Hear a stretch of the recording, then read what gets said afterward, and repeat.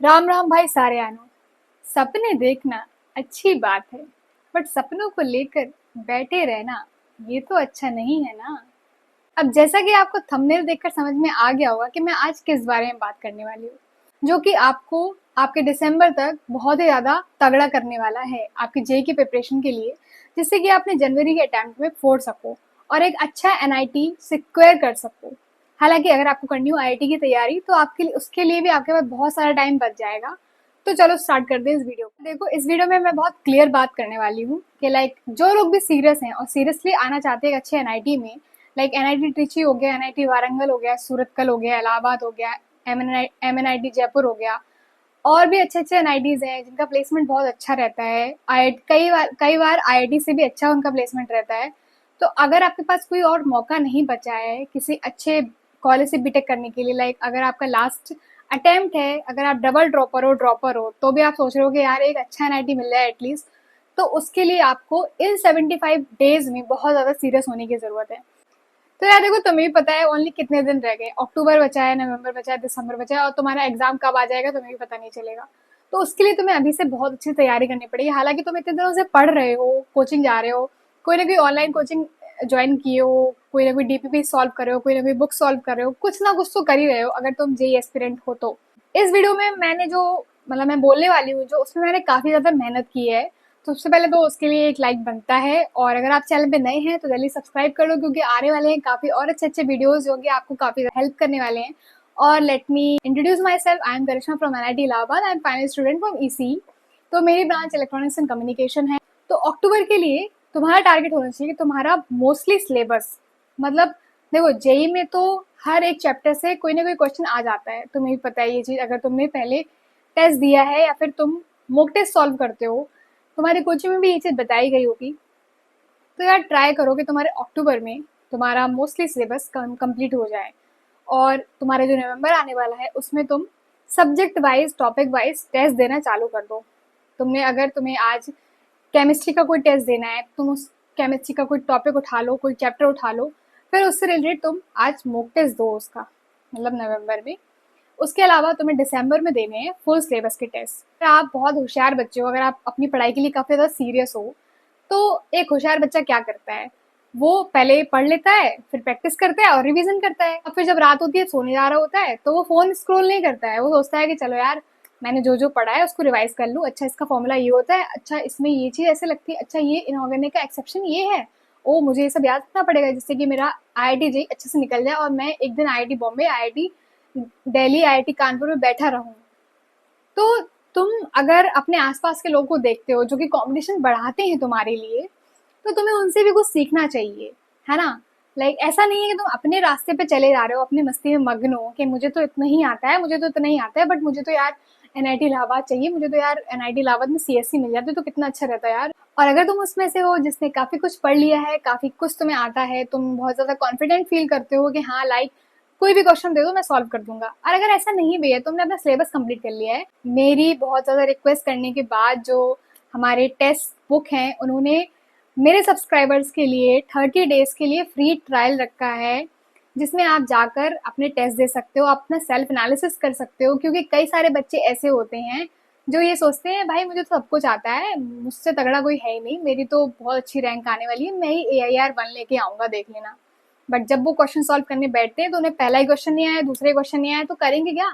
इसलिए यहाँ पर बातों से काम नहीं चलता है, यहाँ पे मेहनत करनी पड़ती है और बहुत अच्छे से तुम्हें परफॉर्म भी करना पड़ता है। तो टेक्स्ट बुक का जो बहुत अच्छा अमेजिंग सीरीज है, वो तुम्हें एक बहुत अच्छा एक्सपोजर दे रहा होगा, उसमें लाइव टेस्ट चलते हैं। तो तुम्हारे जो 3 महीने बाद टेस्ट होने वाला है जनवरी में, उसका तुम एक्सपोजर अभी से ले सकते हो, टेस्ट सीरीज उनकी ज्वाइन कर और वो भी एकदम फ्री है। उसमें तुम्हें कुछ नहीं करना है, मेरी जो गिवन लिंक है डिस्क्रिप्शन में वहां पर जाकर मेरा कोड ये यूज कर सकते हो, वर्मा गिफ्ट, और तुम 30 डेज के लिए फ्री हो जाओगे, तुम्हें कोई भी पैसे पे नहीं करने पड़ेंगे और तुम टेस्ट दे सकते हो। उसमें काफी सारे टेस्ट हैं। अगर तुम अपने आप को एक बेहतर इंसान बनाना चाहते हो, अगर तुम अपने आप को एक सेकंड मौका देना चाहते हो कि यार नहीं अब बस बहुत हो गया ये जिंदगी, अब मुझे और नहीं जीनी है, कब तक मैं ये प्रिपरेशन वाली लाइफ जीता रहूंगा, मुझे भी कॉलेज जाना है। तुमने अभी मेरे शॉर्ट्स वीडियोस देखे होंगे और भी चीज देखी होंगी, उसमें तुमने देखा होगा कितने सारे इवेंट्स हो रहे हैं हमारे कॉलेज में, और आईआईटीज में तो और ही अच्छे इवेंट्स होते हैं, लाइक बहुत छूट होती है वहाँ पर। तो इसलिए तुम टेस्ट सीरीज ज्वाइन कर सकते हो, एकदम फ्री है। और बातों से नहीं, तुम्हारी जो मेहनत है, तुम जो टेस्ट दे रहे होगे उससे तुम्हें पता चल जाएगा कि यार हाँ यार, मेरे अगर 100 नंबर आ रहे हैं, उसके बाद मुझे 120 कैसे लाना है, उसके बाद मुझे 140 कैसे लाना है, मुझे 180 कैसे लाना है। और ट्रस्ट मी, अगर तुम्हारे 200 मार्क्स आ रहे हैं ना, तो तुम एकदम चिल रहो, तुम बस रिवीजन करो और कुछ नहीं, क्योंकि तुम्हारा डेफिनेटली सिलेक्शन हो चुका है अगर तुम्हारे 200 मार्क्स आ रहे हैं मॉक टेस्ट में। तो मैं अभी से लिख के ये चीज़ कह रही हूँ, जिसके अभी मॉक टेस्ट में 200 से अबव मार्क्स आ रहे हैं, उसके डेफिनेटली जेई अटेम्प्ट में 99 परसेंटाइल बनी जाएगी। तो इसलिए बस मेहनत करो, बस उस टाइम कोई गलती मत कर देना। अब तुम करो सेल्फ एनालिसिस। सेल्फ एनालिसिस क्या होता है? बस तुम्हारी टेबल, तुम्हारी बुक्स, तुम्हारी रफ कॉपी और तुम्हारा पेन, और कोई नहीं। उस टाइम तुम कर रहे होते हो कुछ ऐसे चुनिंदा क्वेश्चन सॉल्व, वो पीवाईक्यूज भी हो सकते हैं, जिससे कि तुम आराम से देखते हो कि यार देखो मैंने ये टॉपिक पढ़ा हुआ है, चलो इसके क्वेश्चन लगाते हैं। अब तुमने उसका क्वेश्चन लगाया, तुम्हें नहीं आया, तो वहीं पे बैठ के रोने लगे, अरे यार मुझसे तो हो ही नहीं सकता, मैं तो अभी अभी 11 से आया हूँ, 12 से आएगा। तो ऐसे नहीं होता है। अगर तुम चाहते हो मन से, लाइक अगर मैं एक एग्जांपल दूं, तुम किसी को मन से प्यार करते हो तो तुम एफर्ट डालते हो ना कि वो इंसान मेरी जिंदगी में रहे। तो ऐसे ही तुम अपनी सक्सेस को समझो ना यार, बहुत सिंपल होता है। लाइक अगर कोई इंसान तुमसे प्यार मांगता है, सक्सेस तुमसे तुम्हारी मेहनत मांगती है। टेस्ट देना एक अच्छी बात है, टेस्ट के बाद एनालिसिस करना बहुत अच्छी बात है। अगर तुम्हारे टेस्ट में कम नंबर आ रहे हैं कोई बात नहीं, बट अगर तुमने उसका एनालिसिस नहीं किया तो वो बहुत बुरी बात है। क्योंकि बहुत सारे बच्चों के साथ ऐसा हुआ है जिन्होंने टेस्ट दिए, मेरे साथ भी कुछ ऐसा हुआ था कि मैंने जब मॉक टेस्ट दिया तो मैंने उस चीज़ को नहीं सुधारा, बट सेम क्वेश्चन दोबारा मॉक टेस्ट में आ गया। तो फिर मुझे रियलाइज हुआ कि यार अगर मैं उस टाइम ये चीज़ सुधार लेती तो मेरी आज मॉक टेस्ट में थोड़े ज़्यादा नंबर आ जाते। देखो अब तुम्हें करना क्या है 75 हार्ड डे चैलेंज में।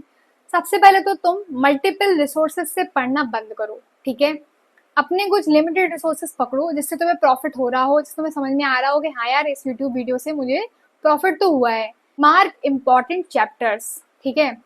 तुम्हें ये खुद से करना पड़ेगा, क्योंकि ये सब खुद से भी कर सकते हो या फिर किसी यूट्यूब वीडियो को देख सकते हो कि इम्पोर्टेंट चैप्टर कौन कौन से हैं जिनका वेटेज बहुत ज़्यादा है, जिससे पेपर में काफ़ी ज़्यादा आता है क्वेश्चन। दूसरा है, हमें रिवाइज करना है, बहुत ज़्यादा रिवाइज करना है। अगर तुम एक चीज़ को आज रिवाइज करते हो तुम्हें लगता है 1 घंटा, कल रिवाइज कर दो तुम्हें लगता है 30 मिनट से भी कम, परसों रिवाइज करते हो 15 मिनट। ऐसे धीरे धीरे धीरे करते करते जब तुम उस चीज को रिवाइज करते हो तुम्हें पता चल जाता है, तुम्हारे माइंड को एकदम छप जाता है, वो रिवाइज हो जाता है। जब तुम एग्जाम में पेपर दे रहे होगे तो तुम्हारे माइंड को याद आ जाएगा कि यार भाई इसका ना फॉर्मूला ये था, जल्दी से लिखो, वैल्यू पुटअप करो, जल्दी से निकालो, उसके बाद दूसरी वैल्यू भी निकालनी है। तो रिवाइज करो। अब तुम पीवाईक्यू करो, पीवाईक्यू जितना हो सके खुद से प्रैक्टिस करो। अगर तुम नहीं हो मतलब नहीं कर पा रहे हो सॉल्व, तो उसके सॉल्यूशन देख देख के करो। हमारा नेक्स्ट पॉइंट है कि हमें नोट्स बनानी है, ठीक है। तो पहली चीज तो जब तुम अपना रिवीजन कर रहे होगे, मैंने जो तुम्हें बताया था कि तुम्हें मार्क टॉपिक उठाने हैं कुछ, कि तुमने कुछ टॉपिक्स ले लिए, सिलेक्ट कर लिए, उसके बाद तुम्हें उसी के साथ साथ नोट्स बनानी है। मैं फिजिक्स पढ़ी तो तुमने फिजिक्स का एक चैप्टर उठा लिया, फिर तुम्हें उसको सॉल्व करना है। उसमें जो जो क्वेश्चन तुम्हें समझ में आए, तुम्हें जो जो तुमने सॉल्व किया, उसके बाद तुम्हें अपने वो वाले रफ कॉपी में से उठा उठाकर अपने नोट्स में भी चिपकाना है। चिपकाना मतलब लिखना है कि इसका फॉर्मूला ये होता है, इसका फॉर्मूला ये होता है, इस केस में हम ये वाला फॉर्मूला यूज करते हैं, अगर इतना टेम्परेचर होगा तो हम ऐसे लिखेंगे, अगर इतना टेम्परेचर होगा तो हम ऐसे लिखेंगे। तो ये सब चीजें समझो थोड़ा सा, इस तरीके से नोट्स बनते हैं। तो देखो यार, ये हो गया तुम्हारा 75 हार्ड डे चैलेंज के कुछ रूल्स। अगर तुम इस चैलेंज को एक्सेप्ट कर रहे हो बिकॉज क्योंकि तुम्हें एक आईआईटी और एनआईटी में जाना है, तो जल्दी से कमेंट सेक्शन में जाकर लिख दो कि 75 हार्ड डे चैलेंज एक्सेप्टेड। क्योंकि अगर हम किसी चीज को लिखते हैं तो हमारे माइंड उस चीज को फॉलो करने भी लगता है। ये तो हो गई कुछ ऐसी चीजें जो तुम्हें एक आईआईटी एनआईटी तक पहुंचा सकती हैं, बट अब मैं बात करूँ कुछ ऐसी चीजों की जो तुम्हें एक एनआईटी आईआईटी तक बिल्कुल भी नहीं पहुंचाएंगी, जो तुम्हें हमेशा फेल करती हैं, जो जो तुम्हारा एक ना एक रीजन बनती है तुम्हारे फेलियर का। तो मैं चाहती हूँ कि तुम अवॉइड करो इन 75 डेज में एक सोशल मीडिया, ठीक है। तो इस जमाने में like social media is the biggest distraction for everyone. छोटे छोटे बच्चे फोन चला रहे हैं, बड़े बड़े लोग फोन चला रहे हैं, किसी को समझ नहीं आ रहा है कि इतना फोन चलाने से कितनी उनकी हैबिट बिगड़ रही है, उनके दिमाग पे कितना असर पड़ रहा है। एक तो यार देखो, सोशल मीडिया जब भी हम यूज करते हैं तो बहुत ज्यादा इमोशनल रोलर कोस्टर होता है। कभी हम एक सैड चीज़ देख रहे होते हैं, तो कभी एकदम हँसी वाली चीज़ देख रहे होते हैं, तो कभी एकदम इमोशनल हो जाते हैं, तो कभी किसी में कोई प्रैंक हो रहा होता है। इतनी सारी चीज़ें अलग-अलग सी आती हैं, तो हमारे माइंड के जो हार्मोन्स होते हैं, जो इमोशंस होते हैं, वो एकदम साइन वेव, कॉज़ वेव की तरह चेंज हो रहे होते हैं। तो तुम्हें ऐसा नहीं करना है, इसलिए मैं तुमसे कहती हूँ कि तुम्हारा जो माइंडसेट है ना, अभी तुम्हारे सिलेक्शन तक काफ़ी ज़्यादा स्टेबल होना चाहिए। हम अपनी पढ़ाई कर रहे होंगे, हम अपना सेल्फ स्टडी कर रहे होंगे, कोई टेस्ट दे रहे होंगे, या फिर अपने मन से कोई क्वेश्चन सॉल्व कर रहे होंगे, तो हमारा जो फ़ोन है वो एक किसी कोने में पड़ा रहेगा, जिस कोने तक हम इजीली ना पहुंच पाए। या तो वो स्विच ऑफ रहेगा, या तो वो किसी मम्मी पापा के पास रहेगा। क्योंकि अगर हम अपने प्रिपरेशन के टाइम, सेल्फ स्टडी के टाइम फ़ोन यूज़ करते हैं, तो वो कहीं ना कहीं हमें कमज़ोर बनाता है। और इस चैलेंज में मैं तुम्हें हार्ड बनाने की बात कर रही हूँ, तो तुम्हें कमज़ोर तो बिल्कुल भी नहीं बनना है। तो तुम अपने फ़ोन को एकदम दूर रखो। तुम्हारा सबसे बड़ा इनेमी इस टाइम फ़ोन ही है। मैं बात करूँगी चौथे पॉइंट की, जो कि है तुम्हारी स्लीप साइकिल। ठीक है? तो मैं तुम्हें एक रियल बात बताती हूँ, रियल स्टोरी। जब मैं 12th में थी, लाइक मेरा भी ड्रॉप ईयर है, जब मैं 12th में थी, तो मैंने सोचा कि चलो यार जेईई का टेस्ट देते हैं, लाइक अभी जेईई आने वाला है, तो टेस्ट देते हैं। तो उस टाइम मैंने इतनी ज़्यादा रात में जगने की आदत चालू कर दी थी, मुझे एक टाइम पे 5, 6, 7 बजे नींद आती थी, और फिर मैं सोती थी ब्रेकफास्ट के बाद। ब्रेकफास्ट करके सोती थी, फिर मैं उठती थी दोपहर में 12-1 बजे। तो मुझे ये तो उस टाइम समझ में आ रहा था कि हाँ, मेरा सिलेबस तो कंप्लीट हो रहा है, मेरे मार्क्स तो बहुत अच्छे आ रहे हैं, बट मेरा जो टेस्ट था वो फर्स्ट शिफ्ट में पड़ गया। तो मेरा जो उस टाइम नुकसान हुआ था ना, इतना ज़्यादा मुझे बुरा लगा था उस चीज़ को लेकर, क्योंकि जब मैं टेस्ट दे रही थी उस दिन, तब मुझे लिटरली इतनी नींद आ रही थी, मैं ऐसे एग्ज़ाम में ऐसे हो रही थी, इतनी नींद आ रही थी। क्योंकि एग्ज़ाम के 1-2 दिन पहले भी नींद नहीं आती है, ठीक? तुम्हें ये पता चल जाता है कि मेरा टेस्ट है, पता नहीं कैसा जाएगा, इस बार सिलेक्शन होगा या नहीं होगा, खासकर अप्रैल वाला जो अटेम्प्ट होता है।